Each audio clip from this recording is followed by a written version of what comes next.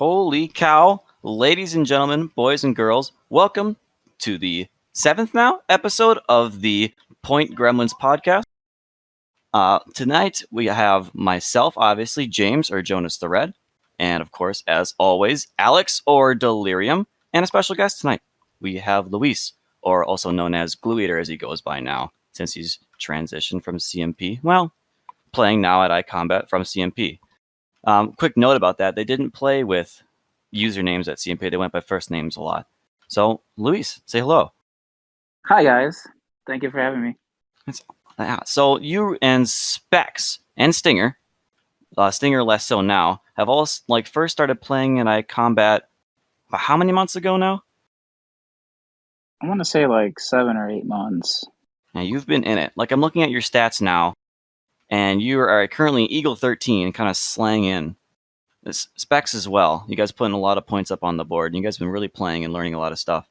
And very, very recently, we're seeing a lot of CMP players just kind of slam their way through the doors. Now, I wanted to talk about why you originally first came to CMP. Why did you start playing laser tag again? And then why you started playing CMP in the first place. And then why you started coming here after it unfortunately closed. So it was funny the way I came to CMP. So my first session at CMP was on Valentine's Day, and it was this one girl who ditched me. And on the way home from just being disappointed, I saw a sign with Bob on it. It was a CMP sign, and I was like, let me go check that out. And then I went and I loved it, and I just kept bringing people every week. We just had a group of 5 come in, just randoms at first, and then we became a weekly regular. And then from there, we just decided to get memberships and stuff, and we started playing. Okay, memberships. They had a similar elite program than we did, or we do. Kind of similar. It was kind of a yearly thing where you could be a regular member or an elite member, and it was a $60 or $180 yearly fee. Mm-hmm. And then based off what you had, you would get a greater discount, a free session a month, and other perks. Oh, okay, excellent. So you started playing. So I think we heard the story a couple of times, right? Where coronavirus comes through, and unfortunately CMP had to close down. That's about the story, right? Yes, pretty much. So then, what made you wanting to play laser tag again? Did you have a break from laser tag, or did you switch right away? What happened to the transition to us? I kind of didn't want to play laser tag after CMP closed. Specs just kind of convinced me to come, and I was like, sure, why not? We'll come play. And then when I played it, it just brought back the feeling, the fun laser tag, hanging out with people. So I was like, why not? Oh, why not? How did your first session go? It was good. It was weird just because I never had to actually reload a gun, so that was different. I didn't actually know your guns had unlimited ammo. Oh no, they didn't have them. We had to reload, but the way we reloaded was way different. We just pressed a button. Huh. Whereas here you had to push the button, pull down the mag, pull it back up, and then cock the gun. So normally when a new player comes and plays at iCombat, they get stomped or completely smashed, and then they maybe somewhere along they get the bug and they want to play again. But you have laser tag experience. Do you remember feeling like you were better than the majority of new players when you were playing, or maybe some of the regulars even? Kind of, yeah. You just use basic knowledge. Basically, if you played laser tag before, you kind of know that it doesn't matter if you don't know the map, but if you know where the objective is, you kind of can predict where people are gonna be at. So you just kind of prepare and pre-fire certain spots. Okay. And then one was about that. So you and Specs came at the same time, right? More so, yeah. Maybe he came maybe a couple sessions before me, but around the same time, yes. And then, go ahead. I think Specs and Stinger came pretty much at the same time, and then Luis, I think you actually were the third one of the group to pop in afterwards. So there's a story that gets brought up again every once in a while when we see these guys. Is normally when a group of new people come in together, they generally want to stay together, and they want to be in the same team, and that goes really terribly for them because they end up getting smashed, right? But since these guys, we didn't recognize them all right away. We don't know who the regulars at CMP are. They all end up playing together on the same team, and they actually end up putting like a really, really decent fight against our regulars. I think we managed to win the session or something like that. I don't remember the exact things. I don't think it was there. Yeah, we won 5 of the, I think, 8 or 9 games we played. Yeah, that's really refreshing, because what's really happening there is that a lot of new good players are showing up, and maybe potential regulars are going to spend more and more time coming around. You know what I mean? Yeah, it would be nice. So more regulars, and we're like stir up the stuff, like the scene. They would have new ideas, different play styles, and stuff like that. Oh, that's a good segue. Actually, I wanted to talk about your particular play styles. So at CMP, I imagine your play style is a lot more. I want to say aggressive. Can you compare and contrast? Uh, to a degree, it's aggressive. So it was weird at CMP because we had kind of like roles when we played together. Because our arena was like our laser tag was more objective based compared to like stat based, whereas like iCombat's all stat based. Mm-hmm. So we usually like had like specific roles, and people would like talk to each other and be like, "Okay, I'm gonna do this. I'm gonna do that."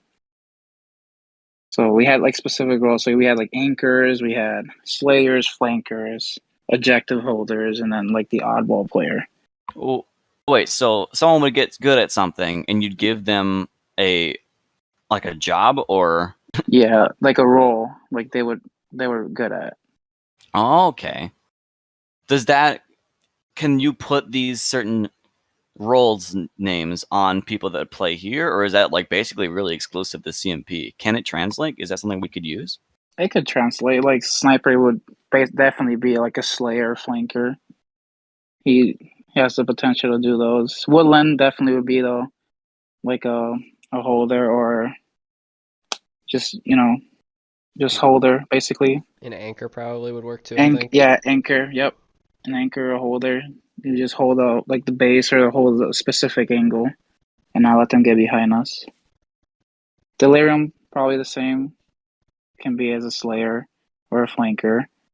Quicks and Mac are objective holders, so they would play like around the objective, around the objective. So this is something that I like about you specifically, is that you have all this experience at CMP, and you comment and you fairly criticize us. You don't say everything about CMP is better, but don't get me wrong, CMP has a lot of stuff that I just think is just straight up better. That I think we can adapt and take from your I think your game modes and your game mode tools are just flat out just superior than ours, and I really want to use them. There's something holding us back, though. What was that, Alex? The majority of them don't work with our programming. So especially things like they had their boxes, which was it's very similar to our domination tube, except there was like an actual physical button you had to press and hold. So like shooting the tube wouldn't, or for us it's just shoot the tube and the points start coming in for domination. For them it would be you have to run up, hold down this button for a certain amount of time, and then you have that area captured. Is that correct, Luis? Yeah, that's correct. Yeah, those things made just some completely different game modes that were really, really cool. I mean, one of your game modes is just like to blow up those things, and we tried to make a demolition game mode. We've been trying to work on it for a while, where you kind of blow up a headband or like a metaphorical player that has a lot of health. But those boxes just made it super, super easy, and you can also heal them with those buttons he's talking about. You try and get to these boxes, shoot them to blow them up metaphorically, and if you had good control over it, you can heal it back up again. We just don't have that game mode working at iCombat at all, and I really, really wish we did. I don't necessarily care that it doesn't sign up to or work with our system. I just want the game mode to play and work. Backpacks don't line up, right? Why can't? Not everything needs to. Yeah, and we're getting kind of a bit of an overhaul to our system soon-ish, I think. So we actually are probably going to people might see an increase in possible game modes we can create soon, just based off what we're able to do with our system in just a little while's time. I mean no disrespect, but I'm taking that with a grain of salt. Just dealing with poor corporate in the past. Oh, I agree. I foresee nothing's gonna come with it. I'm just gonna hope. Well, not hope. I'm just gonna think ahead and say nothing's gonna happen with that update. It's not gonna happen, and if it does, I'll be gloriously surprised. Yeah. So the other thing I wanted to talk about as far as like the transition to CMP is, did you play at any other laser tags before CMP, or was CMP was that it? Played at Laser Tag Pro once. It wasn't that good. Yeah. And Battle House and also wasn't that good. All right. And did you play at iCombat at all before you went, or during your time at CMP or anything like that? I'm not sure. Maybe once, but I'm not sure. Okay, so like after CMP closed was when you probably played iCombat for basically the first time then. Correct. So after CMP closed, I tried Battle House, and that place was garbage. True. It was so bad. I had higher expectations for it because they had like the similar guns, but they just don't have the games, and it was just bad.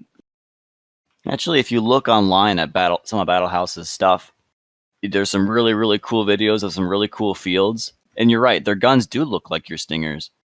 Or that's what you guys call your guns, right? That's like because of Eddie's name. Yeah. And they have some really cool fields, some really cool game modes, and some similar stuff back and forth. So the good, like, it's got enough novelty that it's different enough, but enough of the staying the same that we was willing to try it and not be like too scared of it being completely different. Some of the stuff at your field was completely different, where you had to like climb over stuff and duck under bars and stuff. But anyways, we were talking about something else. No, I think that's actually an interesting point you bring up, is just the difference in the fields as well. So I think the biggest thing that our field has going for it is the layout. I do think is actually pretty well balanced, but besides that, it's kind of more of a expensive Hollywood set field. I don't know a whole lot about how the field of CMP was laid out. I know there was a couple CMPs, but the one that you personally frequented, Luis, what could you say was the layout of that field like? How would you even? I'll pull up a map and put it on the screen in the YouTube video if I can find one. But if you could best describe it in your words. So Urban Warfare, the arena, the main arena, because we used to have two before they closed one to make a bar. It was 8 building, 2-story arena. We had like 2 big spawn buildings and then 3 buildings in between them. It was all graffiti, and then on the right side of the map were like the red building, which is one of the spawn buildings, and the white building, which was the other spawn. There was a attic type thing called the annex, and that was just like a way where you can flank from one side of the spawn to the other. Basically, every building had a staircase, and every building upstairs was connected, so you can go up any building to get upstairs. There was a car, like around. It depended where they can move the car, but it usually was like around like the buildings in front of the white side. Were So was the go white ahead. side and the red side on the two opposite sides of the map then? Correct. Okay. And those were your polar The spawn spawn. areas. Yep. Correct. Okay. And Behind the then buildings was the spawn areas. did you kind of have similar to how our field is laid out, where you have a right, middle, and left, like I guess you could call them lanes or primary areas where your objectives were held? Kind of. A lot of our objectives weren't really in the middle unless it was like heist, but most of them were like, yeah, I would say in 3 lanes. Yeah, so Okay. all the fields I've been to kind of all boil down to having three distinct lane areas. So I was just kind of curious if your field held the same way. Yeah, I would say so.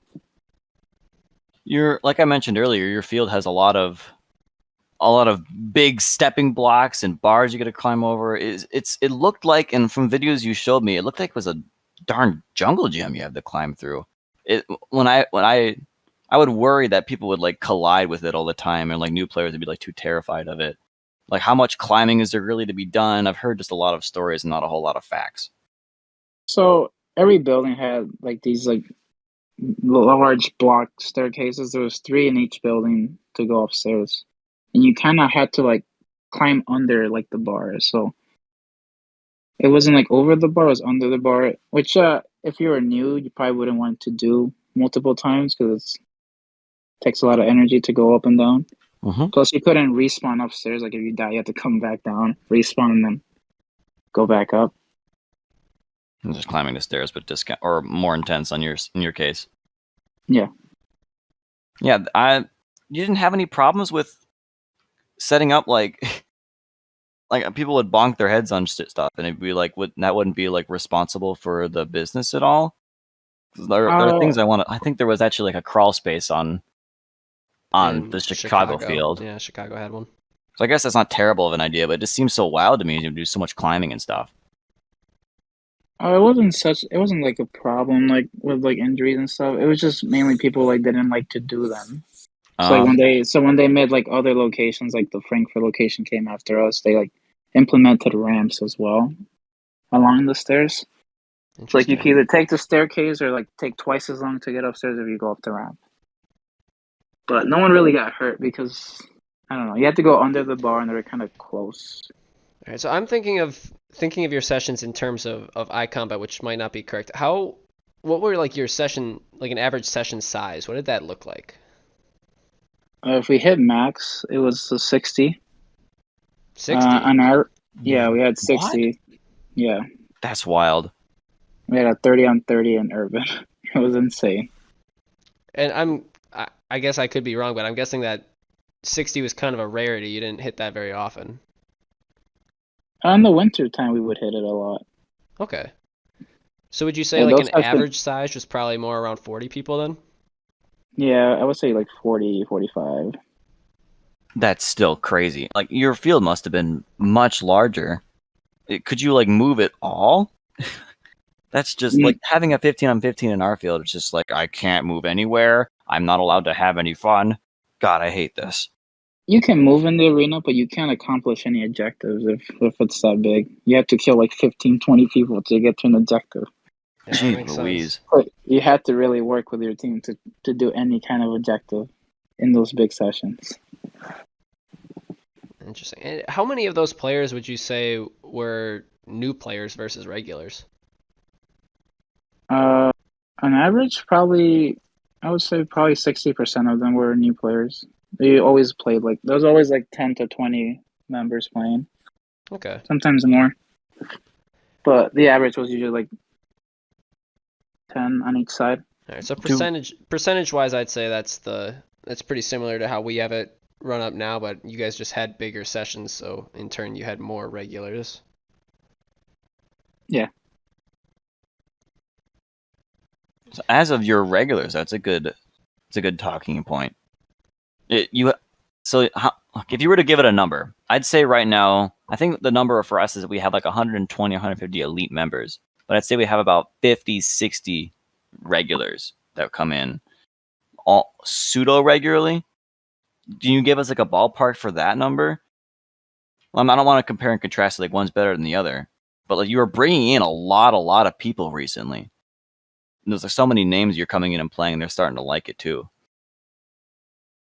Yeah, we had quite a bit. I'm not sure how many. Maybe a little bit more than what you guys had for regulars. Maybe like, I don't know, 60, 70.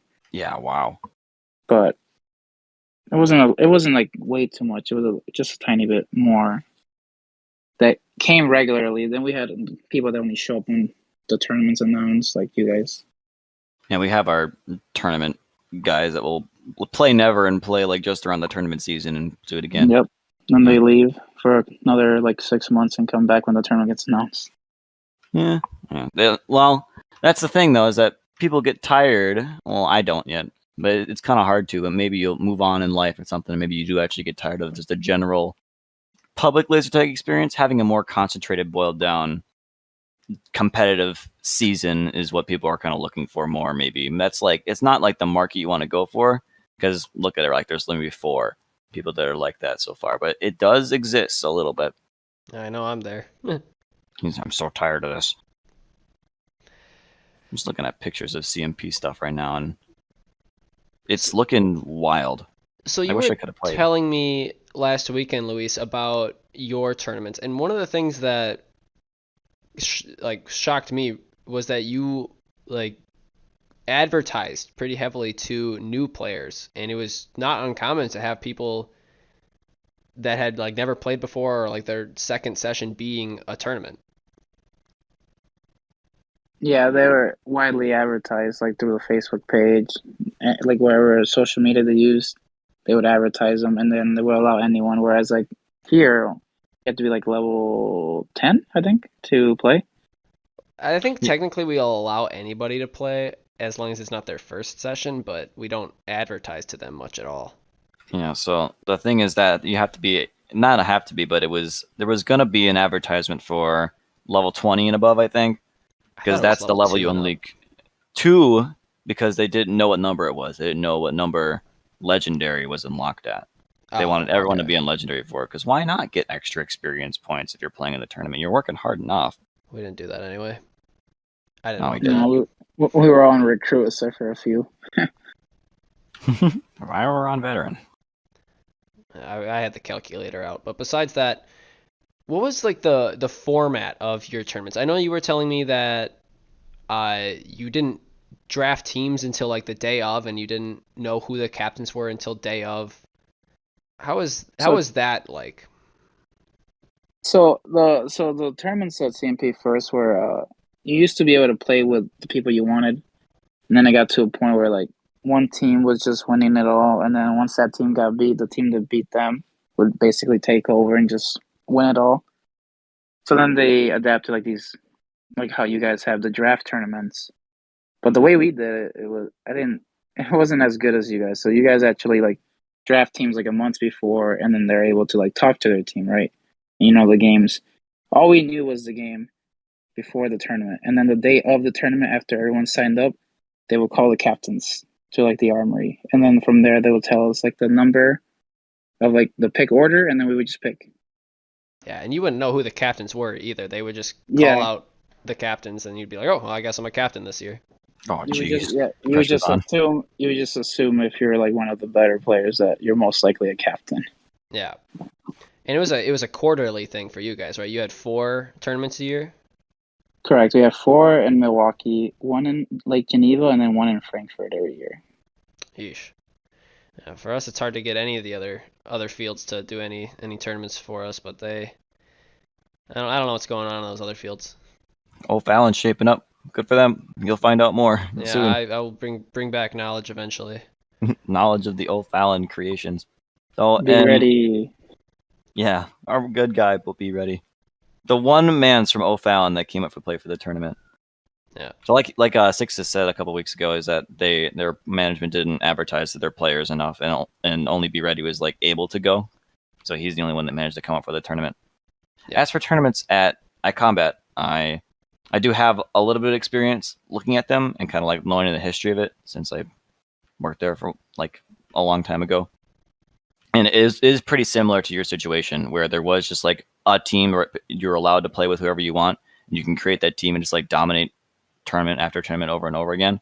But since we just had less tournaments than you guys did, it would be like one or two like tournaments where like one team like reign supreme. Voltage for a name that comes, for example, like super old names like D Money, Dutch Nappy, and stuff like that. But or Wild Sevens and stuff would kind of like hold that title for a while and have a little plaque and a little picture in the armory for a while, and they had like big names like that. But next year, another one would be created, and maybe they hold their spot for like one tournament afterwards, but like it's taken out. And then we swapped to the draft system, which we have now, which I think is just better. Yeah, I am a big fan of the drafts. I think there's a lot more that goes into it. But how many how many players do you think you would normally get for your tournaments, Luis? So towards the end of the like regular tournaments, we were getting like maybe 10 teams of 5 to 6. Some teams usually had a sub, but then towards like the start of the drafts, we would have more. So we had it was like 11 teams of 9 in the Nine. and like and yeah, in one of the first draft tournaments, we had 11 teams of 9, and it slowly got smaller as like that they kept going, but I remember playing a team with 9 people in it. We used to be called 9 Lives. That's cool. I mean, I guess it just makes sense if your field was bigger and you guys are just used to like packing more people into laser tag. 9 makes more sense. It just 9 for our tournament team for us just seems wild. It seems like a pretty big team. It seems to be a fun idea, but it Yeah. seems so alien to me. It wasn't like common. It was just like in the draft. Usually when they were just regular tournaments, it was like 5v5. Oh, And okay. But for those, they were just too big, and they didn't want to have like too many captains, I think. So they just made it 11 captains, and then they just picked until everyone got picked. And I know you have a couple CMP tournament wins under your belt. You want to shed some light on those tournaments that you won? So the first one I won was surprisingly enough when I played with Specs. So at one point, the Regulators, the team that was like dominating the scene, came back, and they were trying to dominate again. At the time, me and Specs, we played at different teams. He played with so this was when Specs kind of came in, like he was a little newer, so he was playing with his boys, Billy, Bobby, and they were like the new generation, is what we called them. And I was playing just with my boy Josh and then Kerry and Jackson, and we were like called Oxshot. We were just playing, and Mitchell, and then we were just playing. And then when they came, they wanted to build a team that could beat them. So because they were just a very toxic group of people. And then one day, Oliver and Monica or Kikachu, they convinced me to join their team, and then I joined, and then we played. We were managed to win the whole thing. Wow. Bit of a sharp story. So yeah, it was Oliver and his duo, Oliver and his 2 other guys, which were a really good trio at the time. And then they just picked me up, and then we picked up a veteran in Mike, Mustache Mike. Yeah, I've heard you guys talking about the team Ultimate before. You want to talk about what Ultimate was? Ultimate was that team. It was a team that helped me get my first win. It was just a nice team. It was just I don't know. It was just a well balanced team. It was just we had everything going for us. We had chemistry. We just knew where everyone was. Like if I died, they knew where I died from, and stuff like that. They knew where to cover until I got back, and vice versa. Oh, we don't even play like that at all yet. Our poor meta is like surrounded around killing these darn new players. I can't even imagine holding a spot and waiting for someone to get back to come help hold a different angle to move forward like that. It sounds like some O'Fallon stuff. Meta will develop someday. And I think you guys coming to play is going to help push it along too, because you guys just play so drastically different than us. Just like hearing you guys play, it's not even seeing, it's hearing you guys play what sets you guys apart. Because you guys do a lot of yelling, a lot of team coordination. It's mostly coming from you. I hear Yeah, you're the big communicator. communication was key because you want it to be louder than your team, than your opposing team. Like you want it to be louder than them because then they're not talking, they're intimidated, and if they're not talking, they don't know where each other like they don't know where their players are at, like what spots they need to get to. Like it was just huge. Like if you can like set the tone right off the bat and just be loud and communicate, like there's no way you were losing. It sounds like it would breed toxicity pretty quick. Like imagine that you are getting effectively yelled at while you're getting shot in laser tag over and over again. Maybe not be like yelling at you, but it feels like it, and it would create some like anger between each other. And I think you've talked about the toxicity between you and the other regulars at CMP, and you said it's big different between CMP and iCombat. We have our guys set a certain way. Does that line up what you're thinking of why you guys are just, I don't know, I don't want to say toxic, louder, bigger, stronger? It was just the way you wanted to get into. You wanted to be louder, and sometimes you would like say something that would get into their head, and that was like big at CMP. Like if you can get in someone's head, they basically are not going to play well, and then It's they're not absolutely playing effective well. strategy. They're not playing well. They're not going to play with their team, and if they don't play with their team's going to get mad at them, and it's just gonna snowball into just them losing. Yeah, that's a very big difference from us. Our like everyone, we are I hate to say it because like the term is just like overused in my opinion. We're a big happy family. Hoo-wee. Everyone has played with each other on teams. Everyone's played against each other on teams. Everyone's kind of friends outside of it. Maybe there's like some cliques, right? But they're some of them match and intertwine and stuff, and no one's like big mad at each other in between. Maybe some people, but generally they're gonna get pulled into the fold eventually. It sounds like you guys were pretty separate, and a lot of I don't know. You could put better words into it than I can.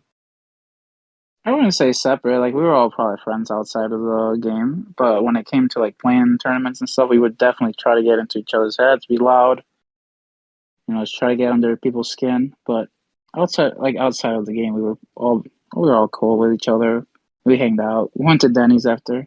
Good to hear. Usually, we just go to Denny's after the tournament, talk about the tournament. After we just got done screaming at each other. Yeah, I'm a big fan of communicating, talking on the field, stuff like that. I don't communicate with a lot of regulars when I play, but like the players I'd say I'd communicate the most with would be like you, Quicks. Those are the two big names that come to my head that I think play style wise mesh really well, and playing well communicating is certainly a lot more fun. Yeah, when you get to pull it off and it's natural, it's just super fun. Working your way through rooms and SWAT with some regulars, getting some angles on someone and just like demolishing them, talking about it. Any team play in this at all it just amps the fun more already, and it's already fun if you're looking at a pretty individual standpoint. Get on top of marketplace, shoot the idiots. You think with your team, oh my god, just like exponentially makes it much more enjoyable. And I think one of the big reasons we don't have a lot of that is because we have our stat tracking system. So a lot of the times we have a lot of regulars that don't really prioritize objectives or would rather just stick to their spots and play objectives their way because it's comfortable and it helps preserve their stats. Meanwhile, at CMP, you guys didn't have any of that, so it was I'm guessing, a lot more objective-based play, a lot more dying mattered, but not as much. There was less of the personal aspect to it, or the personal stat aspect to it, and more of the more of play to win aspect, I guess. Play Correct. competitively, yeah. For the better, I think. They had no stats. It was just subjective. It didn't matter if you died 20 times. If you won the game, you did your part. That kind of thing I want to see more. Yeah, I agree with that. I want to see if we can get away of the team playing, because I think honestly once you start playing more as a team too, the stats come with it as well. Only if I want to get a couple ways that we can prioritize to get our players to focus more on playing the objective over getting the kills. I'm not sure what game mode we have to create. Maybe just like turn off the screens one day. Everyone plays on brand new accounts and tries it. The CMP way of playing with that objective it seems a lot more fun. I want to try it. I really enjoy having everybody have their own username, and I do enjoy being able to look at my stats and seeing how I'm improving and where I'm improving.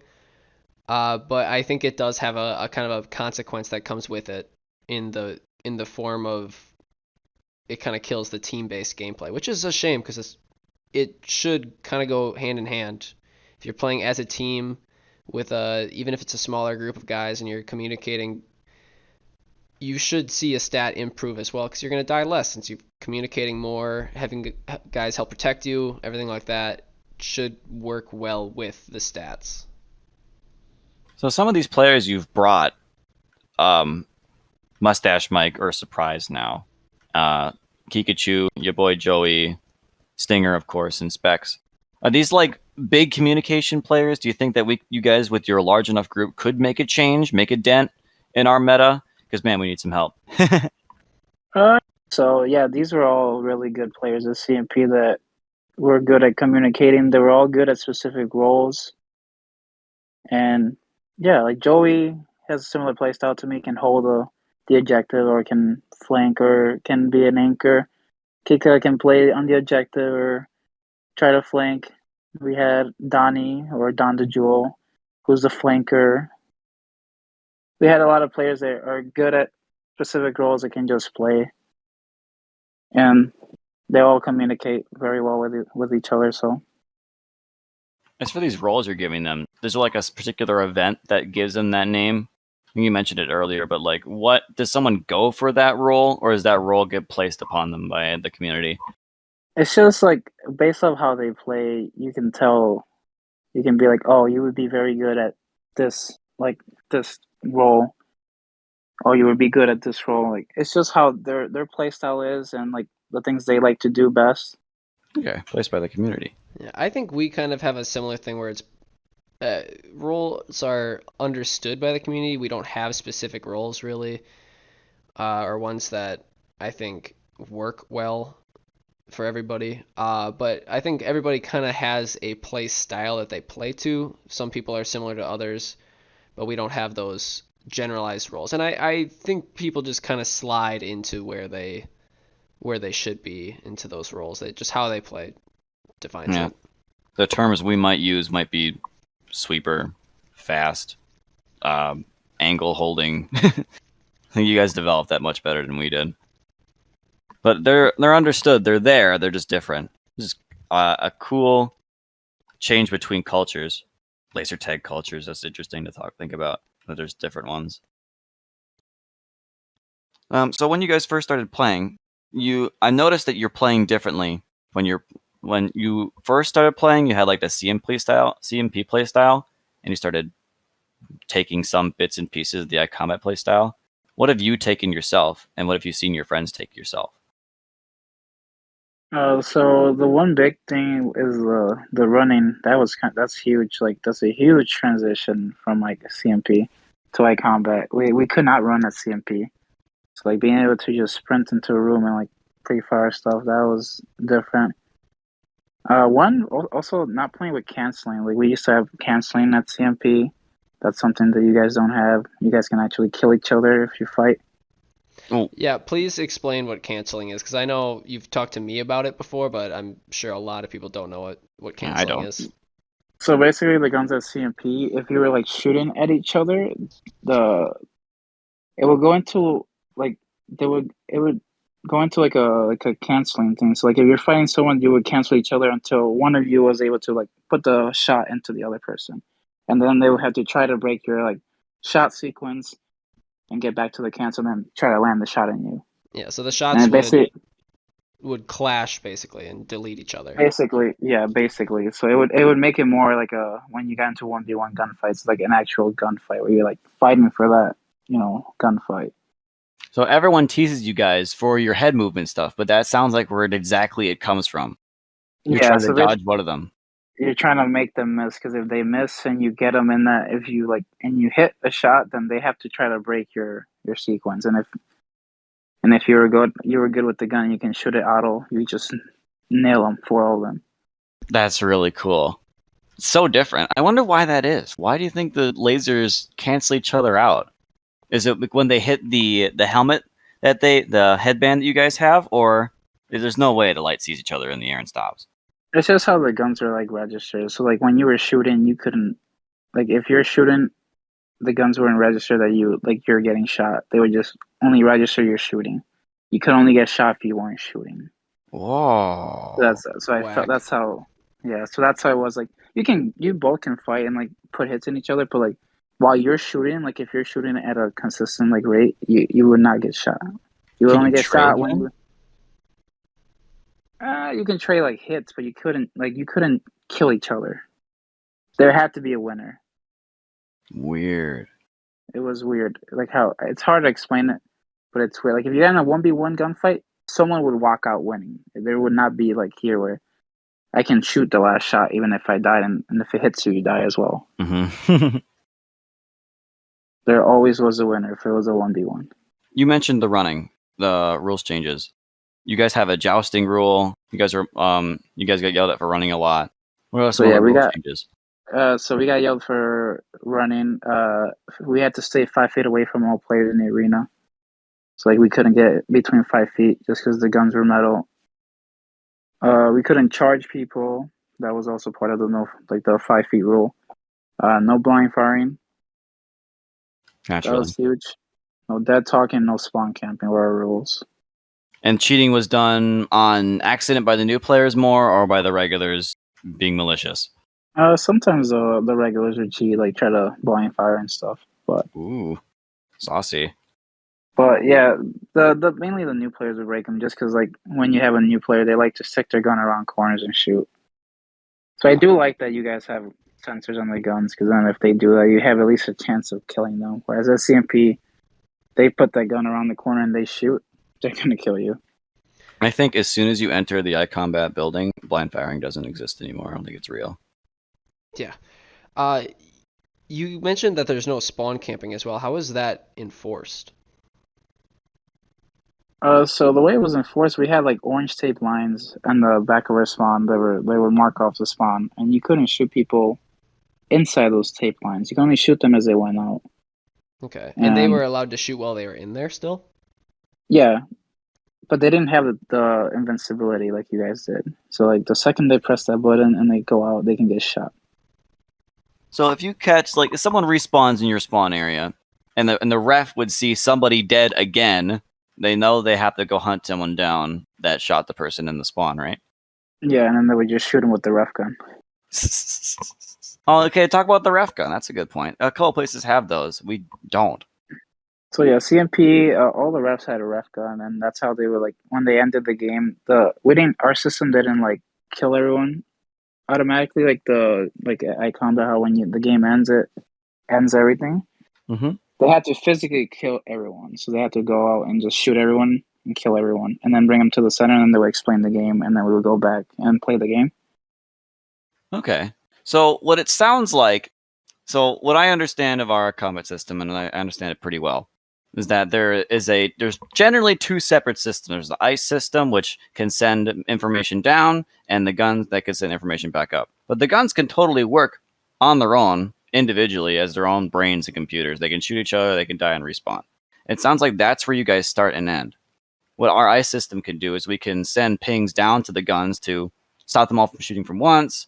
We can ping individual ones. We can send commands down to them, and those guns will also send information back up to ice to display the stats on the screen and update to barracks and give all the stats there.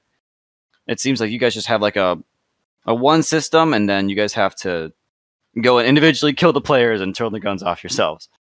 It's funny. Yeah, the rough guns could kill, revive, give more ammo because we didn't have unlimited ammo. We had, I think it was like 30 round magazines, and we had 5 magazines. And then when you ran out, you had to scream "ref ammo," and then they would shoot your ammo. What? That didn't know that either. Yeah, we didn't have unlimited ammo. We had 5 clips of 30. When you die, did you get more ammo again, or did you have to? Yeah. When you die, your whole stats reset, like your ammo and health reset. Oh. How often would a new player run out of ammo? Never, right? Never, unless they're shooting the wall. All right. That's funny. So we've been wanting a ref gun for a while, and there's reason for us to get it, just so you can react quicker to someone cheating or something happening on the ground. But from ice, you can totally just click a couple buttons and do the things you're talking about from the ice computer. It takes a little bit longer because that poor ice computer is always doing a million things at once. But generally, that's our difference there. What's charging? So charging is basically like running into people, like hitting them with their gun, just physically hurting the person. Oh. So none of that was allowed at CMP. Like you couldn't like run into someone, like hit them with your gun, or like push them. I hope other places don't allow it either. We don't like that rule is kind of like assumed for us. It's not like it just like don't hit someone else with your gun. Like why would you do that? But like you have to be around like a certain circle of 5 feet, you said, from another player. How often would that rule get like edged upon, or would you guys like get close to each other and realize you're around a corner and start backing up to reinforce yourselves? Well, how would that go?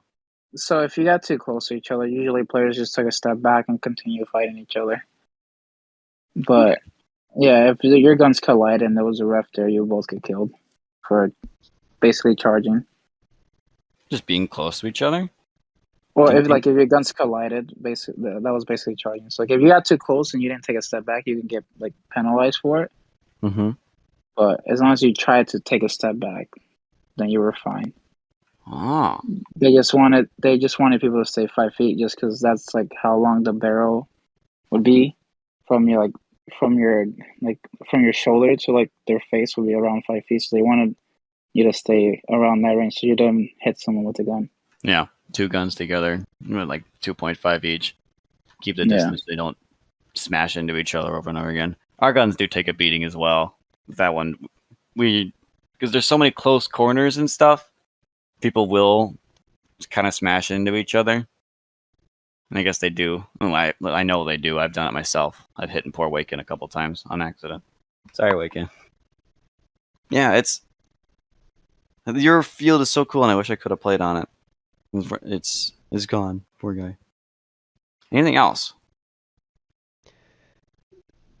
Like as in for rules or Yeah, any different rules that you've noticed yourself that are drastically different from ours, or anything small things? And please be honest. Don't feel like you're censored on some of that stuff. outside of like the running and the charging, everything's basically the same. Like you guys have no dead talking. We had that. No, so you can't really spawn camp in your arena because you have the invincibility. Yeah, you certainly can, but it's enforced in a different way. Yeah, it's if you're staying in spawn, it's your problem because you have that invincibility. Right. Whereas like we didn't have that, so you had no chance. I guess one of the other differences from your field to our field would have been the game modes. Would you want to talk about a couple of your favorite game modes that you had at CMP that we don't have at iCombat? So my favorite game mode to play was Heist. It was a game of cops and robbers. So one team, the team that started behind red, were the robbing team, and then the team behind white was the cops. So the team behind red, their mission was to get up the stairs, get to the top of the red building. Behind this like big red window, there was like 8 safes in the wall that each had a code that you had to put the code in with the hashtag and then open up the safe. And then each safe had 3 stacks of cash. And then once you went up there, you would try to open up the safes. And then once you got enough safes open where you're like, all right, this is enough money, you would grab all the money from the safes and you put it in a duffel bag that was right below the safes. And then get that duffel bag to the car. And the car was located it was either in front of the brown building or the yellow building, which are the 2 buildings in front of the white building. And the goal of that game was to either get more cash than the enemy team or get the bag faster. So if you had the same amount of cash, it'd be who got the bag faster. If you had more cash, then the time didn't matter. Is that correct? In tournaments, yes. In open plays, it was just like however many you got. Like it was, I think, 5 stacks per point. So like, however many. Oh, so you got points for the amount of cash you got then. Yeah. Okay, and that's actually a game that I heard you talking about this weekend, and it doesn't really involve the computer working much at all. That's actually something that we could, in theory, play at iCombat. We would just have to get a duffel bag and some fake stacks of cash, and there we go. It's a working game. It sounds like it's complicated. Maybe I'm just overthinking it, but if remembering a code 1776B is super complicated for new players or anyone to remember, how are they going to pull that off? The codes are on the safe. They were on top of the safe. Yeah, I think the big difference from that game at your field, if we decided to transition it to our field, would just be that there wouldn't be codes. Just like right off the top of my brain, the way we would run it would be the espionage locker room. So there'd be cash inside those lockers. The duffel bag could be in there. There just wouldn't be a code. You just open them up, throw the money in there, and then bring it to the back of the truck. And then whichever team did that faster or with more money or whatever. The big difference between how we would run games now versus with that game would be it would actually matter which team did better between the 2 rounds rather than one round this team won, you know? Yeah. Let's try and make that game run not this weekend, but the next weekend, since you'll be there. Yeah, that's something we could look at more in the future for sure. Yeah. I'll have to talk to Jeremy and Gilly about getting a kind of game mode just to try it, Try it on a slow Sunday, something like that. Yeah, and one of the Take inspiration. other big differences that you were talking about a little bit earlier, before the cast started, was you were talking about the difference in splashing, or how we referred to as bank shots on our fields. Do you want to talk a little bit about that? Yeah, so the splashing at CMP was huge. Like you had to like really know like the splash zones so you can play around them because they were just very huge. Whereas like here, not a lot of people use it. Very few regulars use it, but it's very impactful if you're able to use it. Yeah, I'll agree with Especially like that. yeah, like if you can put a couple of shots into someone before they even get like in front of you, like that just makes your gunfight a lot easier.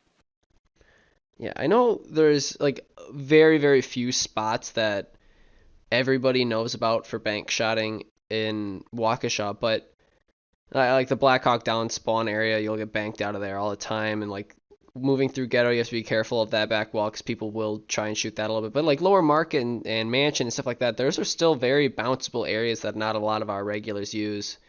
So you're saying like a lot more, like a larger percentage of your field was just kind of a bank shot city. Like the majority of upstairs, like crossing between the buildings, was Splash City. Okay. Splash City. Were Yeah, your so like walls like all white? yeah, so the walls in between the buildings to cross into the other building were all white, and so you can see a shadow, and you just shoot it, and they would die. And I think Oh, wow. you were saying earlier that the shot size on your on the Stingers was actually larger than the SMGs we have too. Does that sound Like right? what do you mean? What do you mean larger? Like the size of the shot is just bigger, so you'd be able to. You were telling me a story about where you were able to basically shoot in a certain area and hit people that you didn't even know were there, because of just That's if the how large that's the if the gun gun blast was. that's if the guns are like set up that way.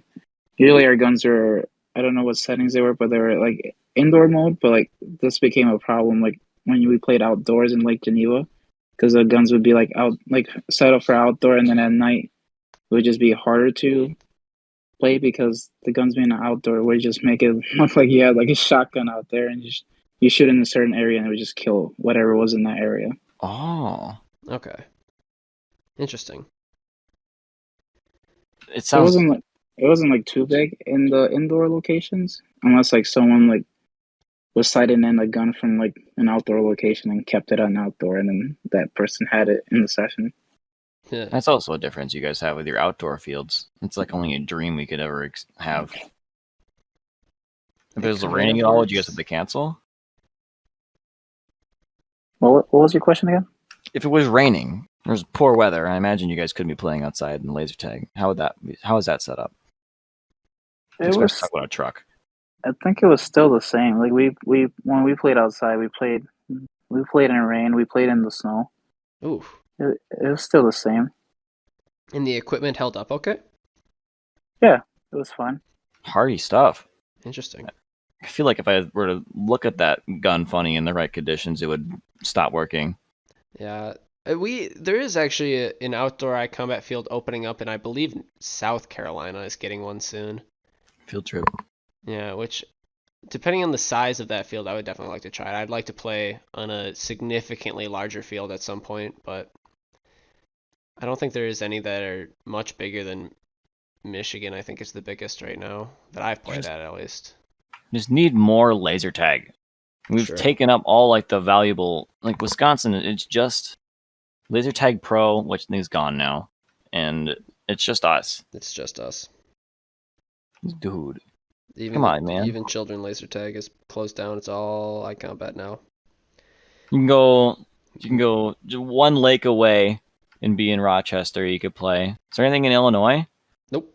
Well, dude? I don't think so. Oh, There's a battle house in Illinois. It's a little Yeah, I bit forgot better about than the Battle House. Waukesha one, There is Battle but House. it's just a tiny bit better. stuff like that, man. More laser tag is required. This sport needs to be bigger. I've said it enough. Yep. All right. Is there any last questions you had for Luis, James, before we get to the old 15-day? No, I think I've asked my questions. I saw you changed your reload strategy. You made some improvements there when I was watching I'm working on the hand grip video this morning, and I noticed you changed it from your hand grip video you made, your reload video you made with me versus the hand grip video you reloaded off the side. You were different. Did you mentally do that on purpose, or did you notice that you did that just naturally? I mentally did it on purpose just because I agreed with the things you guys are saying about my reload. It looked awful. It took too long, so I wanted to change it to be more effective. Okay, that was really the one question I wanted to ask. Because it's my content, right? So, anyways, on to the 7-day leaderboard, top 15. All right, let's pull that up here. For this week, we've got Sniper dominating at number 1, down to Woodland, Specs, Stribling, Mac 20, Luis or GlueEater, Skulltaker, Ashaway, Unicorn Rage, Quicks, J Vito, Sixes and Sevens Junior, Scumbag Lenny, Surprise coming in at 14th, and number 15th was me. Oh, I thought you were about to say Surprise. It was going to be somebody else, but his name is actually Surprise. True. So, player of the month, Stribling, or Mama as she is known by. If you're a brand new regular and you come out of the woodwork and you start playing a lot, you're going to probably have a good contender for player of the month. It looks like she's got it here. She's in 4th place for the last 7 days with 649 kills. In 4th place, beating out some of the other people on this list too.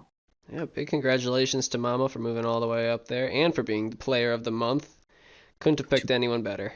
Yeah, 2 levels away from her eagle as well. Almost there. Yeah, Almost there. Let's see, moving down the list to see who are some familiar faces that are moving up and down. I know Specs moved up, I believe. 3rd place is higher than he was the week before. Is that correct? Let's find out. I'll pull it up. I believe Mac is moved up as well. Unicorn Rage has moved up. Sixes and Sevens Junior has popped onto the board. Scumbag Lenny's on the board this week. Surprise at 14th, who wasn't on there. This is his first week showing up on here, and he's ranked 15, so it's like a second, third week playing, really. Ooh. So it's cool to see him popping in. Yeah, he's played like 4 times, I think. Yeah, and enough to get all the way up there at number 14. Glad to see it. New players, always appreciated. Yeah, anything new. If they can figure something out that we're not doing and then develop the meta in their own way, more faces are awesome. Bigger community, bigger awesome. And of course, in 15th we have yourself. True. He didn't want to say himself. I'll say it for him. I noticed the KDR of almost a 5.0, buddy. Nice. Yep. He's nice. He's nice with it. You played like 3 sessions total. 2. And how many games did you play, you said? I played 2 sessions, 17 games, of which I won 13. Yeah, geez Louise. He was a menace on that field. It was a good weekend for me. Good praise for Delirium, but it's still 15th place, so maybe next week it'll even be higher. Not in Waukesha. Because I'll be playing down at Missouri this weekend, so I will probably not be on this board. Oh, he's gone. True. More playing. Cool. Yeah, GlueEater got in. Mac 20 got in. I haven't seen a whole lot of Mac recently, but he's back and he's playing a lot right now. It's good. I think partly because he plays under 2 accounts, so his points are divvied up different, but it looks like he played prioritizing Mac 20 this weekend. O2 Cam. I asked him if he plays differently under O2 Cam. He says he's just like, it's natural, I guess. Maybe the stats look better. I feel like he does when he switches to O2 Cam. He just plays better. It's funny because I just realized Friday that O2 Mac is just his name backwards. So true. O2 Cam. I did not know until I looked at it. I was like, that's his name backwards. That's crazy. So true. Yeah. So good week this week. Anything else you guys want to add to this one, or we want to wrap this one up? I'm good. Anything you wanted to throw in there before we close out today, Luis? No, congrats to Stribling for being player of the of the month. Aw. And hopefully I get to see a lot of you this weekend. It's always fun playing with regulars.